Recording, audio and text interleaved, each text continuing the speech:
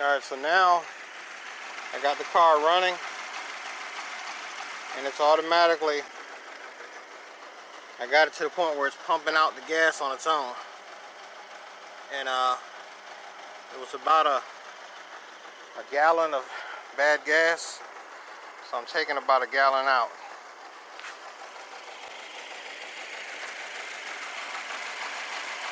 So you're not going to see anybody on YouTube or anywhere else pulling their gas out like this, their bad gas out. I did it without having to take the damn gas tank down. Didn't have to suction it out of the tank. I let it sit for about 2 days with some fleet in there, and I also had put some plus gas in there. And the reason I let it sit because I was busy. I wanted to get to it, honestly, but see, now it's filling out, so I took all that out. So now I'm just gonna leave it running. I got another jug over here that's already ready to go. That's empty. Got a little water in it, but it's okay. I poured it out, see? Now I'm gonna swap this out with this one, and I should have got all that stuff out of there. We'll see. And now there's no bubbles coming up to the top, so I might have got it. You know, it's bad gas. And so now I'm gonna pull this off now with it running, and see if it brings it back up to pressure or see what happens. Alright. So no more gas is coming out of it and going into my jug here. And now it's starting to sound better. Now it's starting to build up its power back, because that air that was feeding in through that valve when I had it hooked up to my 1 gallon jug, now that I've disconnected it, it's building back up the pressure, fuel pressure.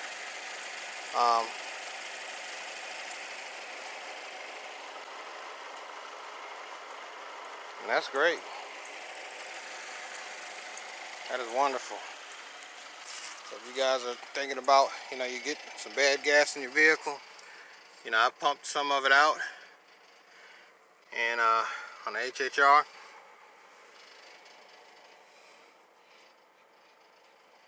Smells a little bit of gas, but you know, it's running like it's supposed to now.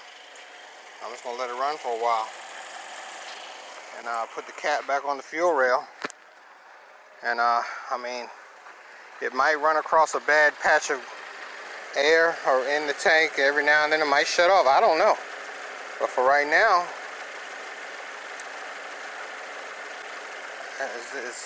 it's running again. It's doing what it's supposed to do. So I'm gonna let it run for about 5 more minutes, and you know, periodically throughout the day, mess around with it, see how it does. And I'm gonna turn the auto lights off. I don't need to burn no extra electricity while I'm messing with all this gas stuff. And I'm very happy with the results, because I was able to pump that gas out. I pumped about a gallon and a little bit more out, and I didn't see any bubbles in the in that new gas that old watery gas. You know, never use a gas can that's outside like this. But my gas can was out here, and it's not the exact gas can. I don't know where the gas can is now. I probably threw that some bitch away. But it was sitting off like this, and I took some plastic and put around it. I put some plastic on it, and then I tightened it up there, and the plastic was there. You could push it and it wouldn't push in. The plastic was there, but when you screw these on, it might tear the edge of that, tear the plastic. And then when the rain's sitting up under here, you know, water gets compromises that plastic. So you really, if your tank, you lose the top to your gas can, just if you're gonna use it on your lawnmower, go ahead. That's up to you, but don't use that shit in the car anymore. Might fuck the car up, and then you got problems. But that's how I did it. And I used a refrigeration manifold gauge, and put that on my fuel rail pressure valve, Schrader valve thing, and I mean, it worked. It is what it is. Or I could have went to a shop. It's Friday. He wouldn't even look at it. You know, most shops won't even look at it till Monday on a Friday like this, and you ain't gonna get it back for probably about a week, and then they're gonna charge you a whole bunch of money. So this cost me $10. I used some Fleet, and that was it. Alright, y'all, so I still had some bad gas in here. I just went around the corner, and I had literally around the corner, and I had broke down. And I think what you see on the right at the bottom, that's the water that was still in it, and it probably had a mixture of that heat in it also. I don't know which one it is, but you know, y'all know what water looks like more than I do inside of mixed with gas. So I believe that's it is partially some of the additive that I put in it, and it's partially water, because it's sitting right at the bottom. So that was still in it, and the rest has been straight gas coming out of it, but it's running again. I mean, I literally was around the corner. I lost the cap that was on this, but I found another cap, and I put that fit up there just fine. But this will be the fourth jug that I've taken out of here, but I've also added gas as well. So I've added gas as well, and you know, you can see if you look over here how much gas that I have left in there.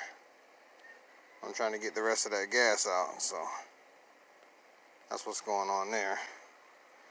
And you know, that's pretty much it. It's running though.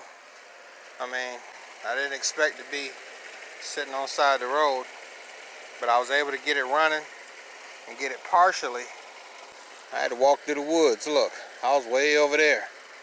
I was way over on the other side, on the other street over there, and I had to cut through my neighbor's yard. I wasn't that far though, come to think about it, but I was about to hit the main road for real, and it just I just, you know, but it started, it cut off, then I started it up, it cut off again, and then I had to walk through the woods, grab my little setup here, start bleeding it, started coming out in here, started running again, then I started it up again, and hopefully this is the last time after I fill this up, because I won't have, I'll beat and took all the gas out of it just about, and I'm probably going to put about another 5 of that plus in there, and I had intended on not driving this weekend anyway, but I'm glad I did, because I'd rather it happen to me so close to my home before I would have had to go out and go to work Monday. Alright, so that's all I got for today. Alright, so this is all the gas I took out of it. Right here.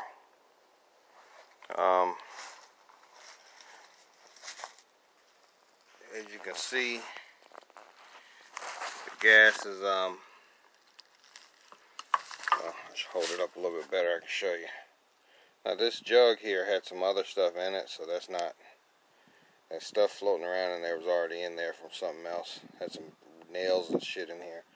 But you see the water clearly at the, you see the gas at the top, you see the water at the bottom, or some of the solution that was in there, the heat that I put in, you know. So eventually I ended up getting 5 gallons out. I took more gas out today, and I got it down to where it says E. Now it doesn't say low fuel because I'm not driving it, so if it doesn't say low fuel, it doesn't necessarily mean I got all the gas out but I got it low, really low. And I don't know what I'm gonna do with this gas. Probably walk around here and look for ant piles, pour it on an ant pile or something. But you know, I don't know. But that's what it is. So you know, if you're gonna try this method that I propose, I probably wouldn't drive on your first long trip anywhere until you make sure some of the gas is out or the problem is solved. Just like drive up to the store or something like that. That way you can easily get back and you know, make sure you're not going nowhere really important. Like I could have went tomorrow and been out back. You know what I mean?